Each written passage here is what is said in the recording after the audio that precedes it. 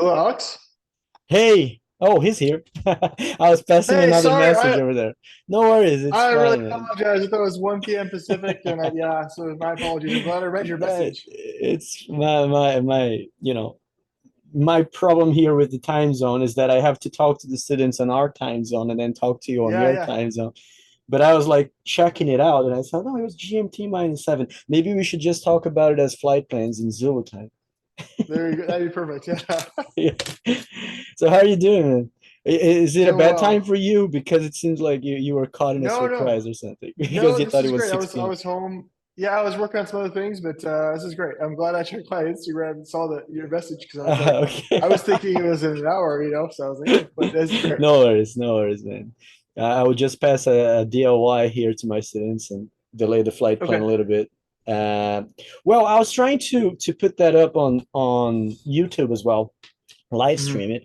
But apparently they changed something on YouTube in terms of credentials, and apparently my account is no longer able to live stream for Oh, some reason. I'll try to solve that, but probably it's not going to be able to. I'm not going to be able to live stream today, so you're not going to have as that's many okay. people here on the call. But the YouTube channel over there, I'll fit it later with the recording. So I'm recording this, and I can upload later. So how Okay, are you great, doing, man? great, great. Enjoying, it's been obviously a transition from the Air Force, and Yeah. I left the active duty Air Force last August and started with the Nevada Air National Guard. So I'm still working with the F-22 program in Las Vegas, but Hmm. I live in Reno, Nevada now, Oh, and that's fly a nice. corporate airplane. And yeah, it's beautiful. You have Tahoe here, you have Pyramid Lake. It's just a beautiful location for outdoor Yeah. activities. So if you like hiking, skiing, camping, fishing, whatever it is, like I it's lived in amazing. South So Lake Tahoe twice. oh, perfect. Yes, you're very familiar. You know the I don't area. know if I mentioned that in our last call, but I lived twice in the United States, both times in South Lake Tahoe. Actually, I was on an inner exchange program during my Mhm. university course. I studied geography, and then on vacation periods, I went to Tahoe. Just for the our summer vacation, which is yours winter, and then Mhm. worked over there at Heavenly and Sierra Tahoe, the ski resorts. You probably know it. It's great. Yeah, I do. That's great. Which ones do you prefer over there? Well, since I'm up here in Reno, Heavenly is about an hour and 15 minutes away.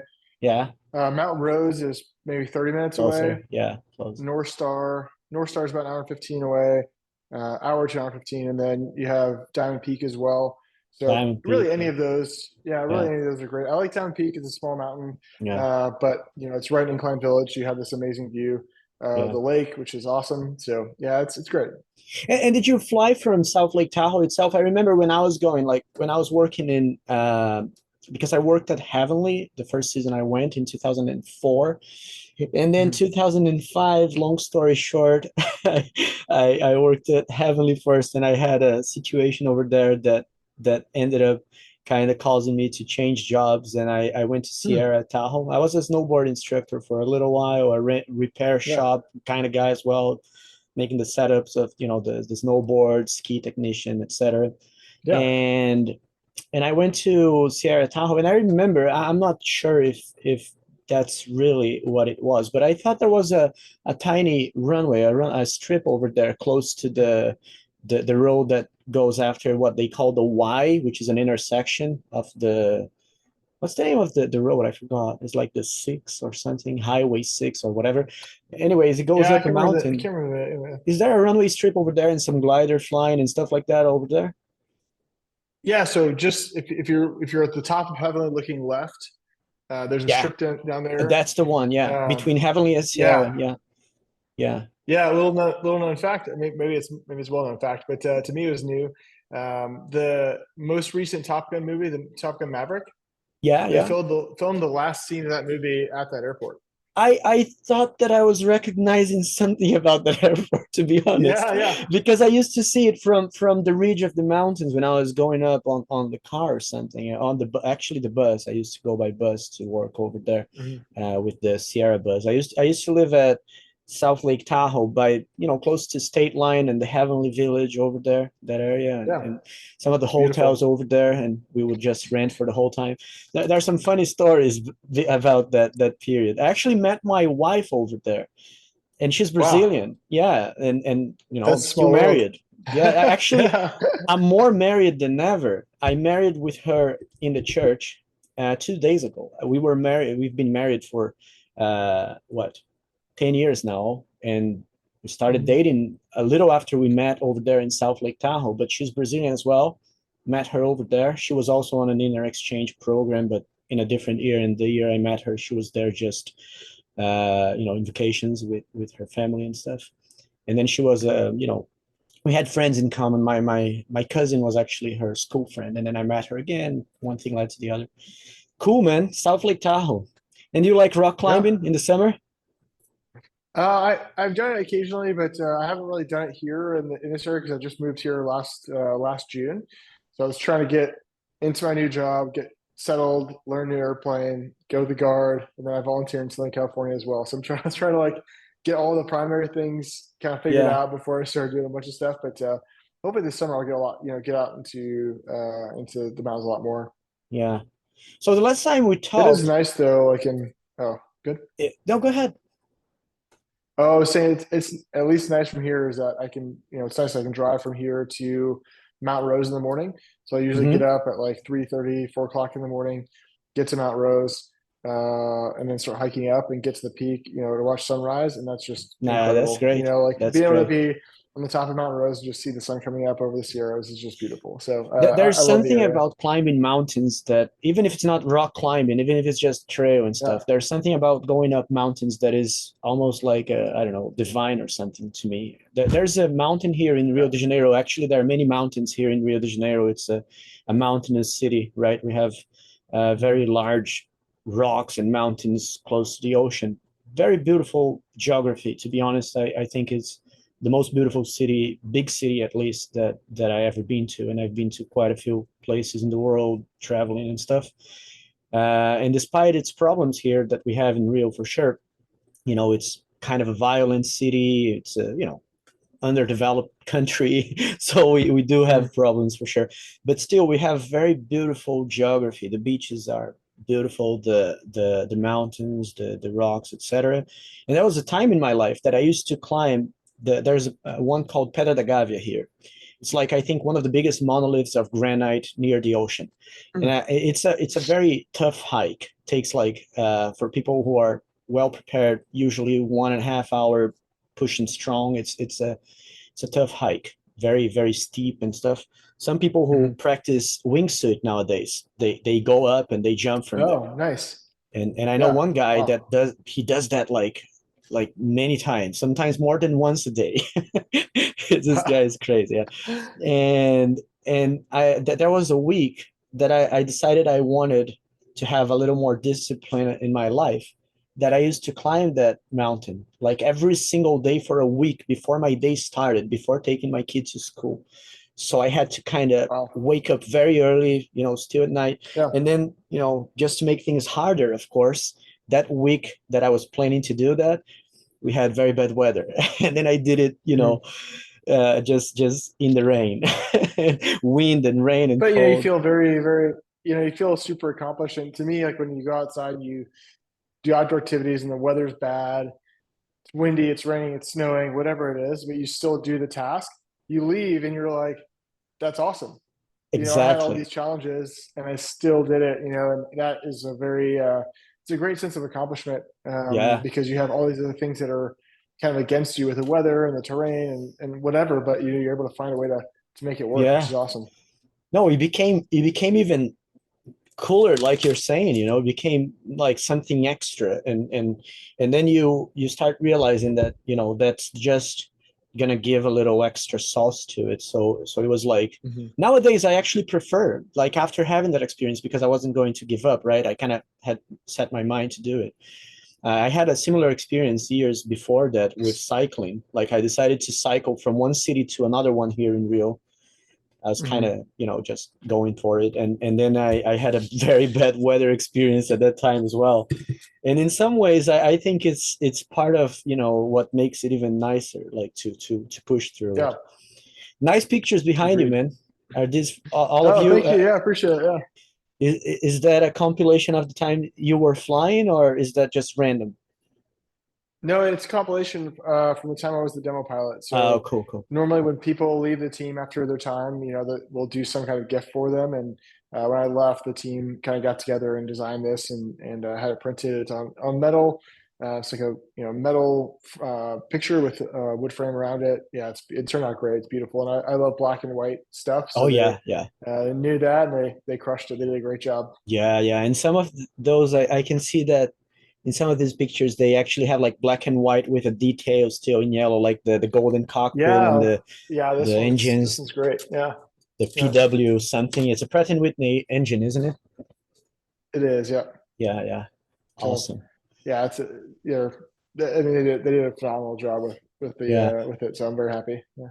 So I was listening before we have this meeting to our last meeting, which you were kindly enough to have it when you were a major. Now you are a lieutenant colonel, and I feel even more intimidated. But you're a nice guy, so so it's fine. It's nice to talk to you. And I actually had there was a part of the conversation in which I forgot a question in the middle of the question.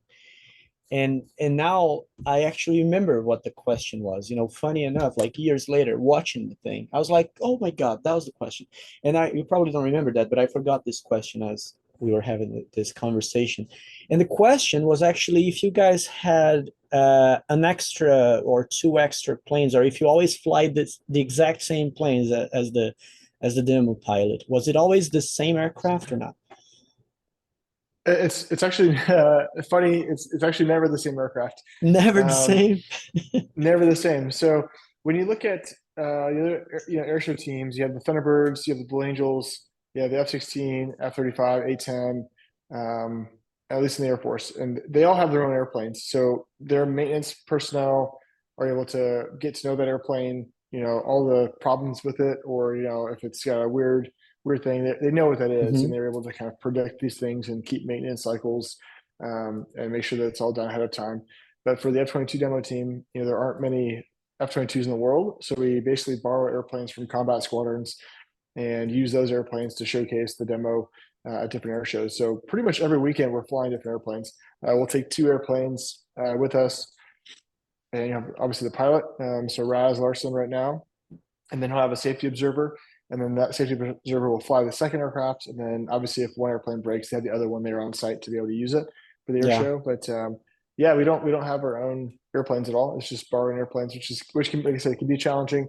The airplanes themselves fly pretty similarly, but in terms of maintenance functions, obviously if you maintain the same airplane, you're kind of familiar with the little things. Every airplane has a personality, so you're familiar with that and able to kind of uh, be more proactive with maintenance. Cool. And it's Yeah. how has it been like you're transitioning now to the civil aviation? Well, you transitioned already, right? So I saw Yeah. that you put over there on your bio that you're flying as a corporate pilot as well as a National Yes. Guard pilot. National Guard is something that is very, very different for us here in Brazil because in Mhm. United States, well, correct me if I'm wrong and develop further because you definitely understand a lot about this much more than I do. But just to give an intro to the students watching this, and for you to understand why we don't know, basically in Brazil everything is very centralized. Like the federation here Mhm. is enormous, which is in my opinion way worse than the United States because you guys have a more decentralized type of country in Mhm. terms of legislation and many other things, which can bring some complications, but also has its benefits. And one of the Yeah. interesting things is that you guys have these national guards, which basically there is some sort of connection, of course, to the federation, but they also have some level of agency, right? So explain to me how it works and what you're doing over there as a national guard pilot. And also you've been flying later you can develop into as well as you've been flying some warbirds for a museum or something like that. Yeah, absolutely. So, yeah. So to answer your first question, I guess the best way to describe the Air National Guard is that we have. Let's start with the Air Force. We have the big Yeah. little Air Force that's federal. federally funded, federal mandates, federal taskings, and governed by a federal code. So that's the big Air Force. Now we have the Air Force Reserve and Guard components, which are basically augmentations. The Air Force Reserve is still a federally funded organization, and it offers people the opportunity to do part-time work for the Air Force as well. Okay. Now the Air National Guard is similar to the reserves, but instead of being federally funded, it is state funded.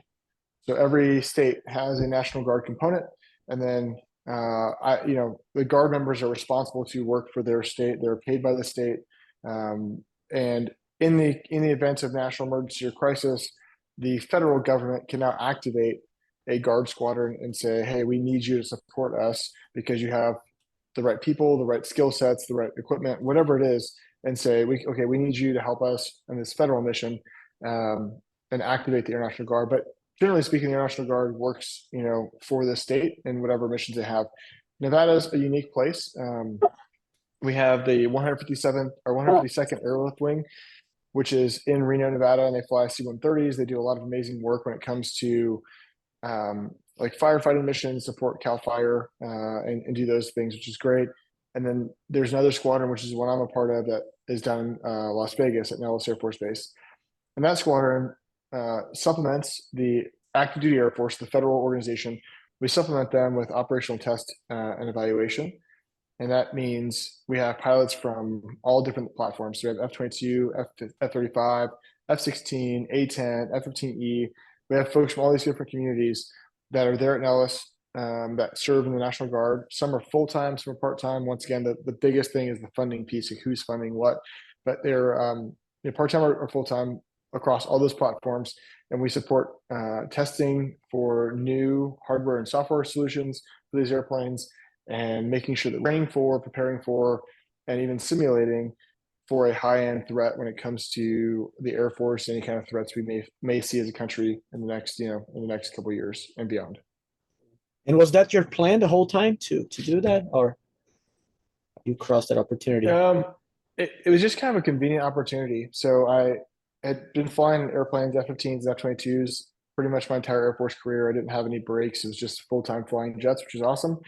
And the opportunity to fly this corporate jet kind of came up. And I initially was going to live in Las Vegas because it's closer to the base. I could do more stuff on base.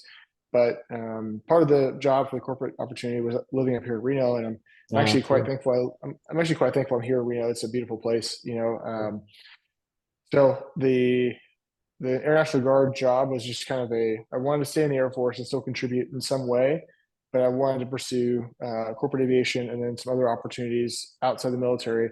And this was just kind of really convenient fit for what I was looking for. Man, that's so cool. And there's actually the Reno, what's the name of the air race, right? Over there. The Air Races, yeah. Yeah. Is that still a thing? Is that still going on?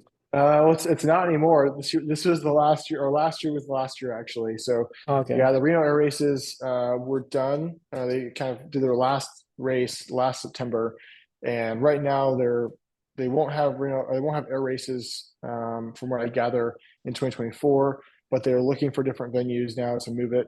I think they've narrowed down to like 6 different locations or 3 different locations. I'm not involved in that conversation, so I don't know what those areas are. But I know they're looking to move the air races somewhere else instead of Reno. And yeah, it's just, I think the Reno Air Races, it's kind of sad to see it leave because it has such a big history and big, being a big part of the area. Yeah. But they ultimately decided to move it, and we'll kind of see where it goes next. I was Googling here for the name of a pilot who was actually a friend of my father. Used to fly with my father. My father was a corporate pilot for all his life. And this guy used to fly with my father. His first name was same as my name, so I remember it was Alexander, which is like Alexander with the R swapped with the E. And I forgot his last name, but he flew the Reno Air Race over there on a category that I think was like some modified versions, maybe of a P-51 or something. They had something like that. Anyways, yeah, it's called the unlimited category or a limited class. and that's Yeah. basically all of the very like heavily modified, Yeah. vintage aircraft. So some of the rules for unlimited, it has to be a non-afterburning engine. It has to be, piston powered airplane. So a lot of warbirds, whether it's Mustangs, Steve Furies, those kinds of airplanes race in that Yeah. class.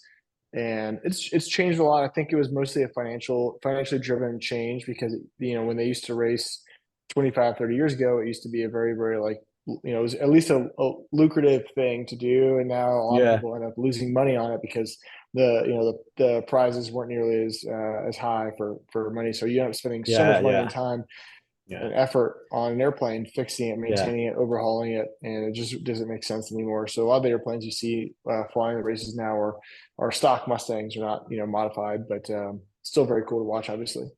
Yeah. Cool. Nice. And you've been flying some warbirds as well, right? In I have, yeah. Nevada or some sort of museum over there with the flight experience of flying some of these relics. Which ones have you been flying over there? And by the way, also the corporate aircraft you're flying, which one is it? I'm in a Challenger. Challenger. Um, Which one? yeah, the 300. 300. Nice. And yeah, it's great. I mean, it's a really it's a solid airplane. Yeah.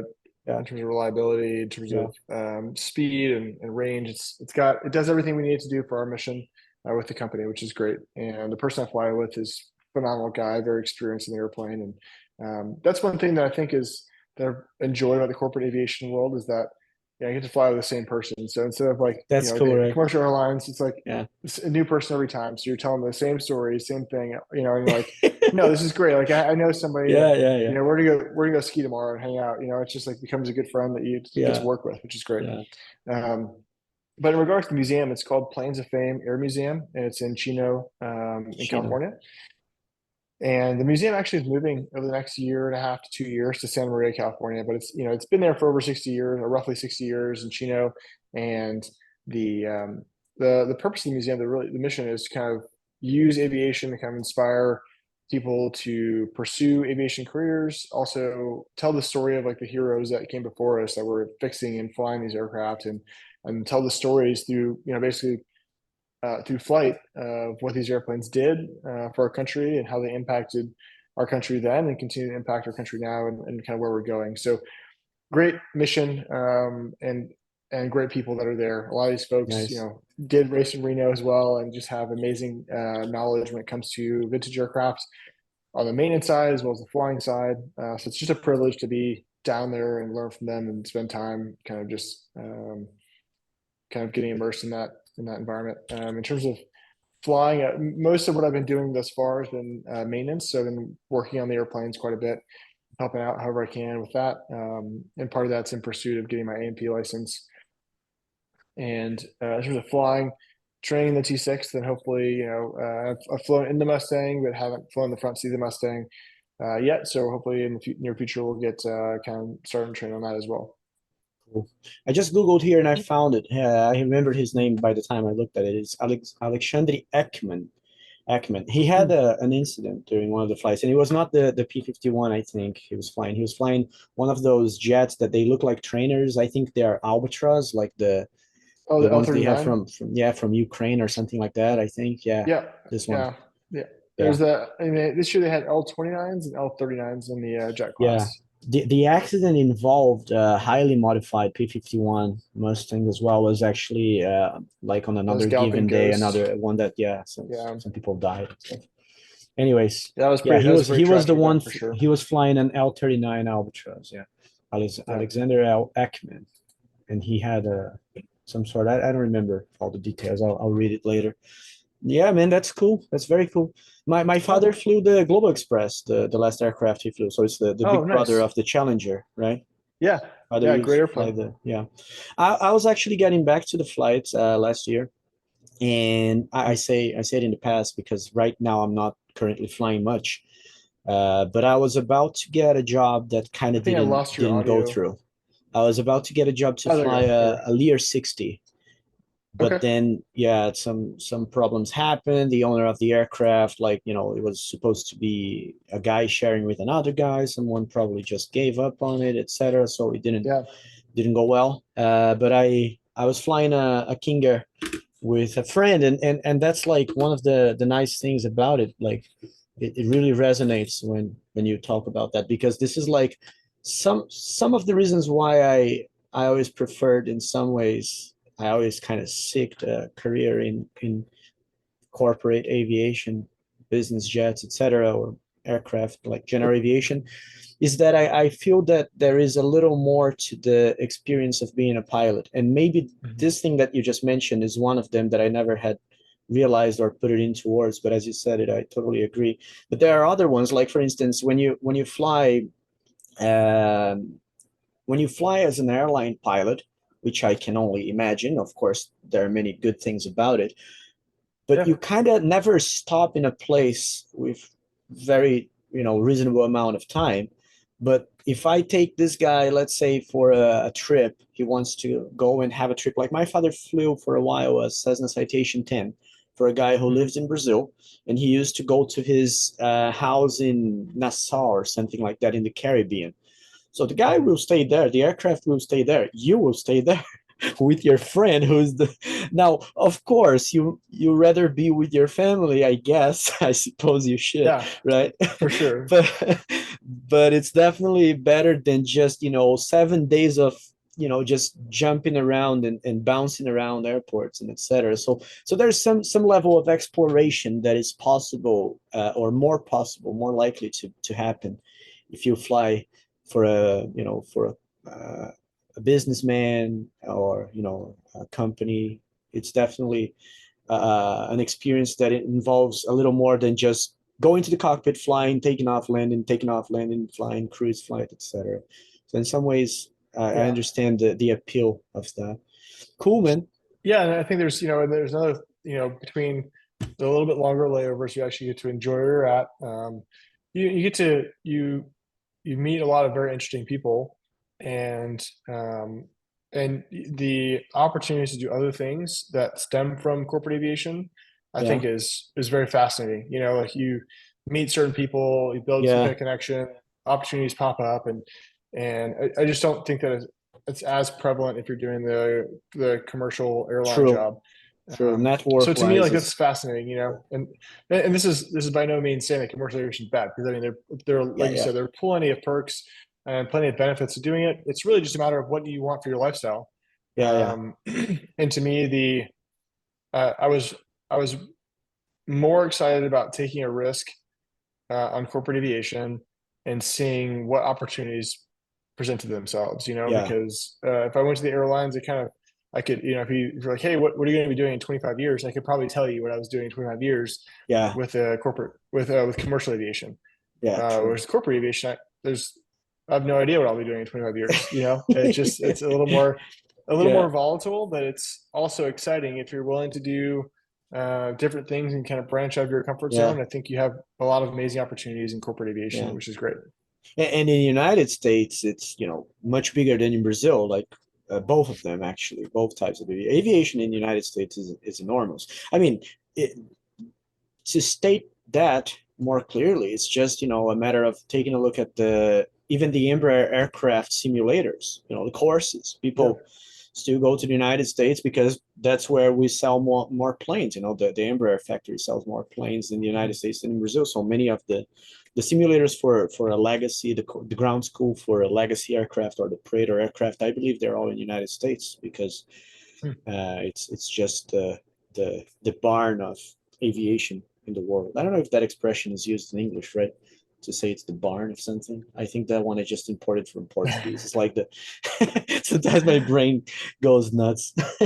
But yeah, it's like the Okay. yeah, it's like in Portuguese we have this expression, but it doesn't happen in English.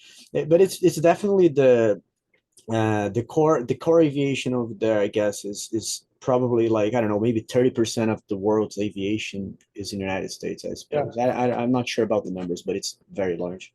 That's good.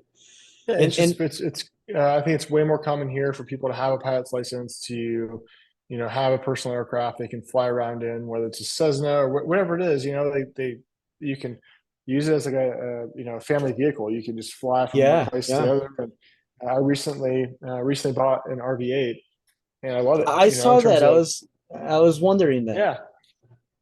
So I recently bought an RV8, and it's fantastic. You know, Cool. it's for me at least. I take the back seat out. I put bags back there, whatever I want, whatever Yeah. outdoor activities I want. I can just get in. It's very easy to operate. It's IO 360, um, and you know, you basically just are able to take off and go and land wherever you want to land.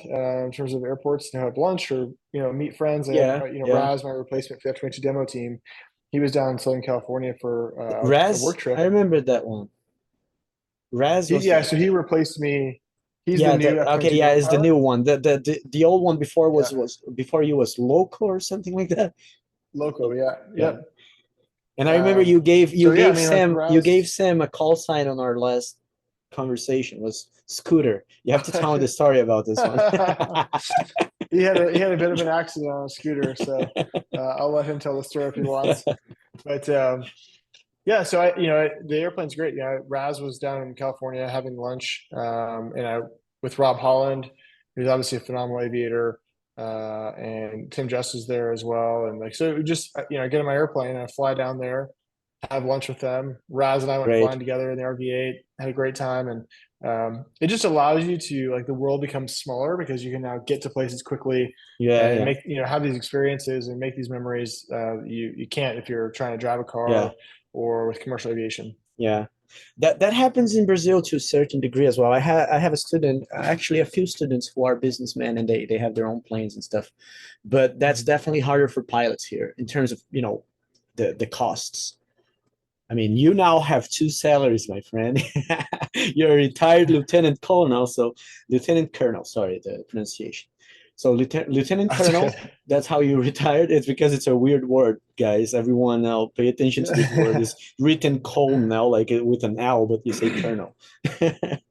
So you are a retired lieutenant colonel, or are you retired since you're flying on the National Guard or not? Um, No, no, right?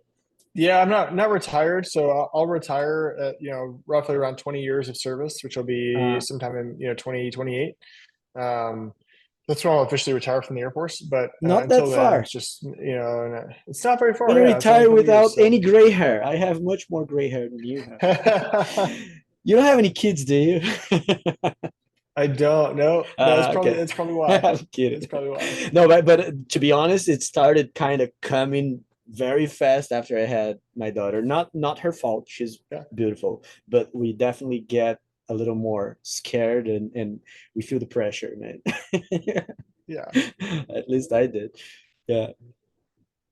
And so you've been flying the RV8. What about the bush aviation stuff people have been doing? It seems very cool. And some people in Reno they do it. I know because I see there's a guy who uploads stuff to YouTube and he lives in Reno. He has a Kit Fox, I think.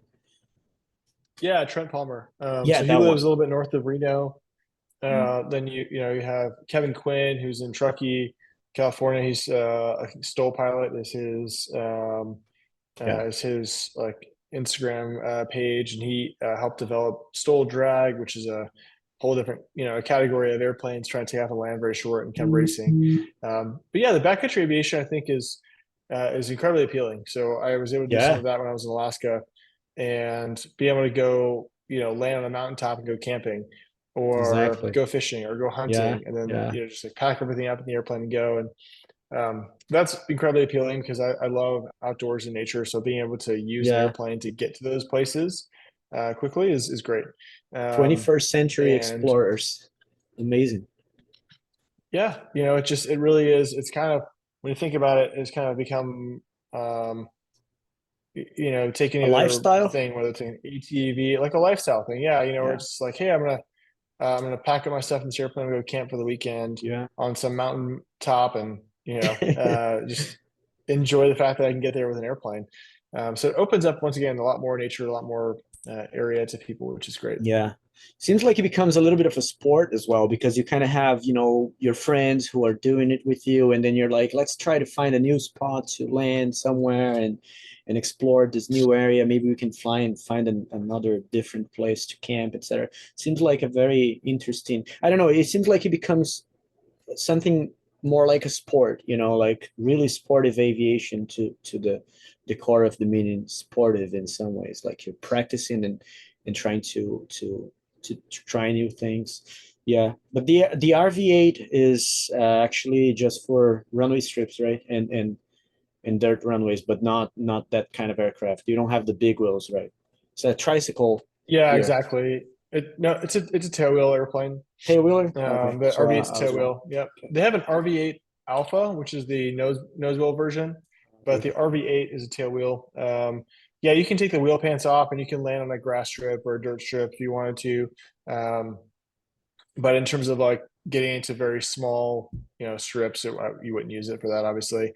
Yeah. Really, my needs were like kind of mission, right? When we talk about airplanes and buying airplanes and using airplanes, it's like mission driven. Like, what do you use the airplane for? And Yeah. Yeah. to me, my mission really was go from Reno, get to Vegas, go from Reno, get to Chino in Southern California, or anywhere between those three Yeah. places. Yeah. And the drive, from my house to the museum in Southern California is about 8.5 hours by truck Mm, or car. And hmm. I flew back from Chino the other day, and it was 2 hours and 15 minutes. Cool. So I'm like, oh, Yeah. this is great. Yeah. Like it's Yeah. Yeah. way faster and saves me time, which is nice. And if there's nothing going on, or I want to come back home and sleep in my own bed, I can just hop in the airplane and go and Cool. be back in my house, which is nice. Yeah, That's nice, man. Living the dream. Living the dream. Which it's been which good. takes Yeah. me to another topic, by the way. I remember the song now, and I saw you posted some videos on Instagram the other day, and it seems like we have some common taste in terms of music. I think you posted something with Luke Combs. So you like some country music? Oh yeah, yeah. Oh, me too. Absolutely, I absolutely. like Yeah. some American No, country Luke Combs music, and fantastic. yeah, Luke Yeah. Combs is good. And then when I said "Living the Dream" is because I remembered this song by Dierks Bentley, I think. "Living the Dream." I forgot if Yeah. his song. Yeah, very good one as well. And I saw you like country. I think One thing you can it's do, you can yeah. travel further away, far away as well with the plane. Maybe go to Nashville one day, or even to other. Yeah, I have a couple of friends in Nashville, so I need to go to Yeah. Nashville and hang out with them. Oh, cool. Um, so I need to spend some time down there and just catch up with friends that are there. I think, what in terms of music, yeah, I do love country music. And I think that, part of it was just growing up. My mom loved it as well. So I kind of just was exposed to it. And then my roommates at the Air Force Academy, most of them were from Texas or Tennessee. Um, so just got exposed to it more. But I find one of the things that I think is fascinating is that when you listen to country music, a lot of it's just it's a song, right? It's a story told Yeah, in a song. And exactly. you look at pop music, look at a lot of pop music today, and there's really nothing. There's no substance. No It's just meaning. like Yeah, a beat with somebody. yeah, Yeah, yeah. exactly. And Shake I your grew ass up, kind of my stuff. Different family's variations yeah, of that. yeah, yeah. And my family's most of my family's from Cuba, so I grew up listening to Spanish music all the time, and a lot of there's a lot of Spanish music, whether it's salsa, whether it's like ballads or whatever it is, like it's a story. They're telling a story in the song, and it's really well written. So they take a lot of time developing the story and sharing the story over the course of the song, and that's what I think country music does exceptionally well is that it does tell a Yeah, story that is yeah, oftentimes relatable, oftentimes has impactful lyrics, and kind of just it transports you from a time and place to a different time and place, and yeah, kind of resonates with you. So that's why I love country music, yeah. and yeah, I definitely enjoy that. Like I've been listening a lot to the exact same feel that you described, like with something that resonates with you and stuff. I've been listening to a lot of Larry Fleet, especially that song "When I Find God," which is I think is his most popular song. Is great, man. And Mhm. I lost my father last year, and Oh, I'm then sorry to hear that. yeah, and then this one kind of resonates deeply, man. It's like, but there are Yeah, parts of country music, country songs in which it's a very common subject, the love between father and son and family and God and Jesus and etc. So in nature, so all these things that they are very appealing to me, and they really resonate some to a deeper level. It's well, very I'm very sorry to hear about your father. I mean, yeah, man. I've Thank lost you. I both appreciate parents, it. and it's just every situation is different, but it doesn't make it. Everyone's tough. Like there's no way to describe it. It's tough, and there's always gonna be a void there. You miss them, and miss the Yeah. times, the experiences. But hopefully, with time, you're able to remember the fond memory, And I mean, I still think about funny times. My mom and my Yeah. dad, just like in the middle of the day, I would just laugh, and be like, I remember when they did this or whatever, and it just makes you smile, makes you remember them in a positive way because, Yeah. yeah, it's just tough for sure. Yeah. Yeah. One of the reasons why I got married like 2 days ago, as I told you, kind of en passant, right? That's French, like as we pass. And I kind of told you that I got married, I think, like 2 days ago, with my wife Yeah. in the church, but we've been married for 10 years, in as civil marriage, and also before that we were dating for many years. And I think there is a connection to that as well, because I was already kind of becoming religious before more religious before my father died. But when my father died, that kind of, you either just turn your back to religion in a time like that, or you really embrace it more to a Yeah. deeper level. And then all of that kind of combined with, the sort of lyrics and music and etc. I started enjoying country music even more as well. And that's probably because of this. Like you're saying, it's not like you have many other types of music nowadays that you can, find another genre that has meaningful lyrics. Unfortunately, it would be nice, but Yeah. the reality nowadays is that, unfortunately, all kinds of popular songs that I see people kind of, the most liked songs or the popular ones on the charts, etc. They're very stupid in terms of lyrics, and even even somehow, I don't know, ugly to some degree. Like, especially when you see kids like going through music that, music should be like poetry. It's Yeah. poetry in some ways. It's like it's in some ways more advanced in poetry initially, because it's, you know someone playing with words and rhythm at the same time, and with instruments and harmony, which is deeper to a certain degree. Yeah. But for some reason, people are, choosing and being somehow persuaded to choose, I would argue, for simpler stupid things all the time. Yeah, that's cool, Well, man. you Nice to see them. think about, previous generations, hundreds of years ago. Um, you had philosophers that would sit down and like have discussions and have deep thought and reflect on life and like lessons Yeah, learned and all these things. And nowadays you don't really see that happen very often. Like there are very few people that are, like think about deep conversations and thought. We've kind of gotten away from that. So I think music is just a reflection of that, right? Our yeah, societies across the globe really have just gotten to more of like a surface level, superficial yeah, kind of yeah, conversation. And then, you walk around, and you see people doing this all day long on their phone, yeah, just typing away. And yeah, they lack the ability to just have conversations with people because they're so used to not interacting in a personal level. They're just interacting via screen, which is kind of funny. I talk to people about the Air Force Academy or applying to the Air Force Academy. I get questions about that on a regular basis, and I always recommend three things to them. The first two are mostly obvious. Um, it's like it's a really prestigious school, so you have to have good grades. Like you can't have bad grades and expect that you're going to get accepted to the Air Force Academy or West Point or the Naval Academy in the United States.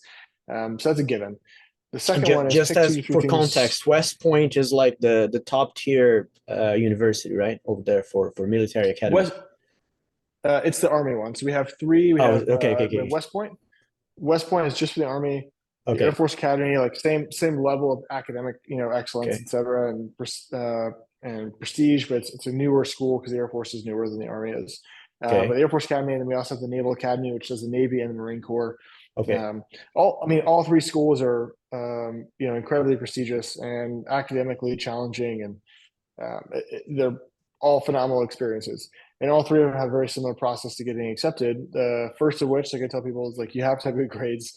The second thing is they want to make sure that you're well rounded and do things other than just school. So I tell people to find 2 to 3 things that they enjoy doing, whether it's sports, music, whatever it happens to be, and then excel in those things. We want them to go to the academy, whether it's Air Force, Navy, or West Point, and when they leave, they're going to be an officer in the military, which means they're going to be in charge of people and leading people, and that's obviously it's a challenging job, and they want people that are driven and want to help lead in the military. So find a couple of things you enjoy doing, and then do them really well, and show that you are interested in taking leadership roles and responsibility.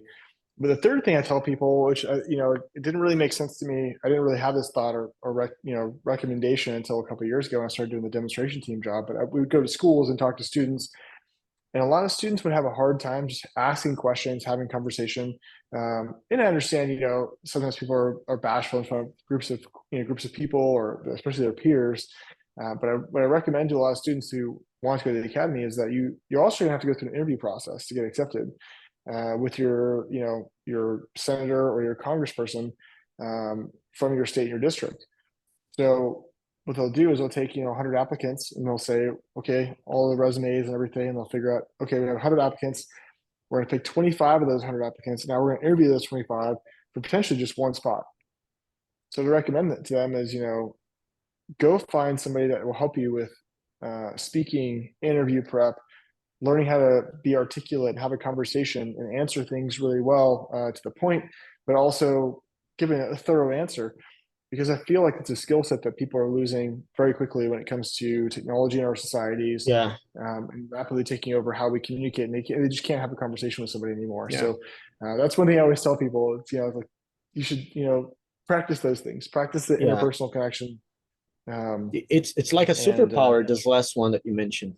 I think it's Jocko Willink who says it, that it's like a superpower. And I know you like Jocko Willink as well. Jordan Peterson, maybe. I don't know if it's him or one or the other. It may be Jordan. Yeah, I'm not sure. I mean, both are phenomenal. Both have great insight. But both would agree with this. Lessons. Both of them would agree with this. Jocko Willink, if I remember correctly, I read his book, Extreme Ownership. I think that by the time we had that conversation, I hadn't read it yet. But Jocko Willink went through communications school or something for the, I don't know, the platoon has to be like, have to have like a sniper, one machine gunner or whatever. He was like the comms guy, which is like a different set of skill set. And I think he studied literature or something like that. So, yeah. Yeah, I'm not sure what his undergrad his degrees were in, but he did. I remember the example you're talking about where he had to learn how to program the radios because, one person takes all the radios and makes sure everybody's communications are working. If any problems, they troubleshoot it. If that person, they're in a very high risk environment. So if that person goes down, then somebody has to be able to pick up the slack and learn how to do that job as well. And he was talking about just interdependence, across the organization, and making sure that you have backups and you invest time, because we can't have in any organization, whether it's flying as an example, or military or business, like you can't have an organization that's a single point of failure. Yeah. If you have one person that gets sick and your whole thing crumbles, like that's poor planning. Just like, when it comes to aviation, like, okay, well, let's say I want to go from city A to city B, and I know there's bad weather. Like, well, okay, my primary plan is to go from city A to city B, but I may have to go to city C instead because the weather is really bad at city B. And you plan about weather, you think about all those contingencies, and you have to have backup plans. So I think aviation translates super well across multiple industries and multiple skill sets, because it forces you to think and problem solve, in a high risk situation where if you mess up, let's say you fly into a bad storm with icing, and your wings get iced over, and then you fall out of the sky, like it's not going to end very well. So you have to think about all those things, and the consequences for you and your passengers obviously are high. So I think aviation is a great way to learn a lot of skill sets. The whole concept that he pushes through the book, is basically the idea of decentralized command, right? The idea of extreme ownership for the leader, and in some ways kind of fostering agency throughout your peers and your subordinates as well to a certain degree, which is amazing. It's like he takes that to a whole nother level, of course, giving examples through the book and etc. It's very cool. I liked it. The book. I used to like a lot the podcast and etc., but I had never read the book. But then I read it on my Kindle, I think. Here in Brazil, now I think there are translations for these books. And by the way, I put some captions on you when you were answering the other question because of a student. You talk fast. And then the guy was like, oh, sorry about that. Can you put the captions? And I put the captions. Yeah, it is working fine. I can. Oh, is it? Okay, great. I can. No, go ahead. Slow down as well. No, don't slow it down. They have to learn. They have to practice. Don't slow down. Now I just put captions. You should not slow down. Go faster. Go like Ben Shapiro style, man. Go like faster as you can. I don't Yeah. know if I could do that. I But it's don't know. funny, Yeah, Ben Shapiro so is like too I was fast. saying, very, very fast. Yeah. I said most of my family's from Cuba, and everybody went, at least when you look at Caribbean Spanish, whether it's Cuba, Puerto Rico, Dominican Republic, usually it's like spoken very quickly, Yeah. and then only like half the words pronounced. So Yeah. you're like listening to a very fast conversation and only half the words pronounced. And I think a lot of that just translates to English by just speak quickly, and it's like, yeah. No, it's fine. It's fine. And by the way, you lived in you lived in Spain. Was it in Madrid? Which city you lived over there? No, I lived in Valencia, and then I lived in San Javier. So Valencia. Valencia on the south, yeah, on the east coast, and then San Javier, which is the province of Murcia, and that's on the southeast coast. And have you been there like again, like after you served I over have there? not. I need to go back. I really enjoyed Spain a lot, um, and people were fantastic. It was just I Yeah. really enjoyed it. You know, Yeah, me the too. I architecture is went there also once incredible. only.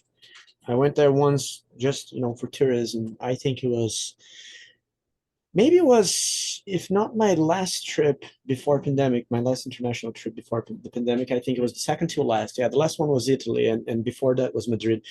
And I liked it a lot. But, you know, for me and to some degree for you as well, because of your ancestry, Latin people in some ways, they are very warm, right, compared to most of the Saxon countries and Americans in some ways, in some degree, because of Yeah, course in the United States you also have a little bit of a melting pot with some, some yeah, clusters of people from Cuban families and South American families as well, Brazilian families living in the United States. yeah. But yeah, I liked it a lot. It's like Spain makes you feel quite at home to some level. I liked it. I liked it to some degree even more than Portugal, which is weird because Brazil was colonized by Portuguese, and we speak Portuguese in a different way. Like, Yeah, yeah, but Portugal. So it's all fado. yeah, man. I don't know, man. Yeah, this I is. I'm afraid I should not talk much about what I thought about the Portuguese people. I might be canceled. It's No, it's no, it's funny though. They're like, Portugal's a beautiful, beautiful country. true. Nazaré Yeah, is I've beautiful. been there. Lisbon's beautiful. Yeah, yeah, It's just funny. Like you look at the Brazilian people, and everybody's so happy and just outgoing, and had this like exactly. love for life, and you don't see that in Portugal the same way No, you do in yeah, Brazil. exactly. It's the At least I've opposite, never man. been to Brazil, but the Brazilians I know are very, very happy and outgoing and love life, Yeah. and you just don't see that in Portugal, which is funny. But my uncle is actually one of my uncles is born in Portugal, or not Portugal, in Brazil, and grew up speaking Portuguese. And he told me that in Brazil they always joke and everything something sad. They're like, "Oh, que fado."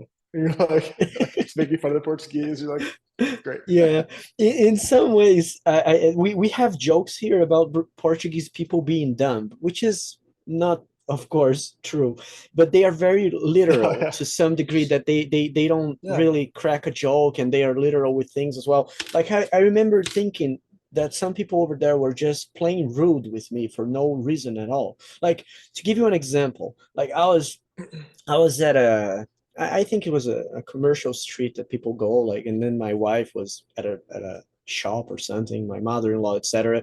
And then just holding some bags and killing time when your wife and your mother-in-law and your family is shopping and stuff. So I'm killing time, and I see this kind of a bench just with some clothes on it on that shop, and there was an empty spot on it, and then I kind of just laid slightly my waist on it. I didn't sit on the thing as if it was a chair, but yeah. I kind of just laid a little bit on it to rest. And then this Portuguese old security guy comes to me and he says, "No pode sentar aí," or something like that. Like you can't sit there. And I think he didn't say it like that. Maybe it was something quite like that, but very, very rude. He could say, "Could you please not sit there?" But he was like very, very direct, Yeah, which is the way they usually are. very matter of And I fact. said, Yeah. "Okay, do you know any place I could sit? Is there any place I could sit?" And he said, Mhm. "Sim, chama-se banco," which means, yes, it's named a chair. I felt like this guy wanted to pick a fight with me. I'm like, okay, this guy just wants to go, and see if I punch him in the face, because of course I know what a fucking chair is, right? Sorry for cursing. But I was like, what the hell is that answer, man? I'm asking you if you know where there's a chair, of course. If I ask you, Yeah. if there's a place to sit, the guy Sounds says, like yes, it's called a chair. I'm like, oh, tell me about it. Never heard of it, So yeah. it sounds like Americans or Australians going to Germany. Yeah, that's kind of It's the very, sense very that I hear. direct and Yeah, like yeah. literal, yeah. But I've been to Germany. I prefer the Germans than the Portuguese. Germany's great. Yeah, I really enjoyed Yeah, visiting Germany too. So yeah. I've been there and I liked it. The pastry though in Portugal, the food is great. And of course, not every Portuguese is a douche, but many of them are. Like I really had struggled a little bit with the Portuguese people and the way they act. But overall I had a good I wonder experience if there. it's a, I wonder if there's like some kind of just difference, right, when it comes to like being Brazilian in Portugal versus like let's say an American in Yeah, Portugal. If they treat you differently, who knows? probably. I guess so. But yeah, I cannot be anything else. Brazilian. Yeah, like Well, when it's I'm traveling, another great example. Good. which one? Go ahead. I was saying like as an example, when I lived in Spain on exchange, um, the dialect from the Canary Islands is very similar to Caribbean Spanish. So I'd Okay. go and talk to people and whatever, and some of the words So, are so it's similar. close to Some of the what they call dialect is similar. papiamento, I think, right? In the Caribbean, they have Uh, something like that in Aruba. When I've been there, they told me about this. don't. No? Hmm. Ah, No, I'm anyways. not familiar with that, but like just Okay. the dialect between like Cuba, Puerto Rico, Dominican Republic, like is similar to the Canary Islands off the coast of Spain, and Africa. And I went there, I would speak Spanish to people, and they thought I was from Canary Islands. So like on the mainland, like on the peninsula, uh, people kind of gave me an attitude because they thought I was potentially from the Canary Islands. And when I realized, oh, an American exchange student, then their attitude changed completely, and I was like, what's They going on here? changed. Yeah, but that's something that it's interesting to develop a little bit on it. I always tell that to my students, right? Because language is how you communicate, and communication is more than just words. It's also the tone of voice, is the culture, the Yeah, the cues, and all the things you use, which includes the words, but not only the words. And in some ways, you can bring your personality to the language. That's when you are fluent, right? If you can actually be yeah, yourself, and of course you might have to make some adjustments, because some cultures, they might be a little more, let's say, formal or informal, etc. So mhm, of course you have to make some adjustments to your personality as well, considering that if you make a literal translation of who you are, you actually going to sound rude in some language and stuff. but mhm. but in some ways, what I realize is that this treatment that you're saying that you get different is something that you can actually overcome if you are a little more yourself on any language, and if you have at least the understanding of how people may perceive you, right? Now, I might struggle a little more with this when I'm in Portugal, because then, of course, I'm speaking Portuguese in my way of speaking Portuguese. I'm not going to change the way I Yeah, speak Portuguese to speak Portuguese, right? So it's a little bit of a pickle fork here, because you cannot do it in a different way. But when I'm in the States, for instance, or when I'm in Europe, for sure, when they hear me speaking English with someone, because I don't speak, let's say, French, and I'm in France and I'm talking with someone in English, they usually think I'm American. That's why they don't treat me well until they realize I'm Brazilian, because French people, they hate Americans. So I have to kind of say, hi, I'm Brazilian. So it's like, if I just say things in English with them without kind of like right off the bat telling them I'm Brazilian, it's worse. And also, one thing that I also, okay, let me, someone unmuted here. Okay. Another thing that I took advantage of that when I was younger, when I was like, I think I was like 15 years old by the year 2000, party here in Rio, the New Year's Eve party. It's a big thing mhm, here in Rio. It's like the biggest in Brazil, and one of the big ones in the world, from what we hear at least, Copacabana. My family is from Rio, etc. So we were here. And me, my brother, and our friend, we used to do that. We used to go to the chicks talking in English, pretending we were foreigners. And because I speak well, and my brother as well, we were the ones speaking the most.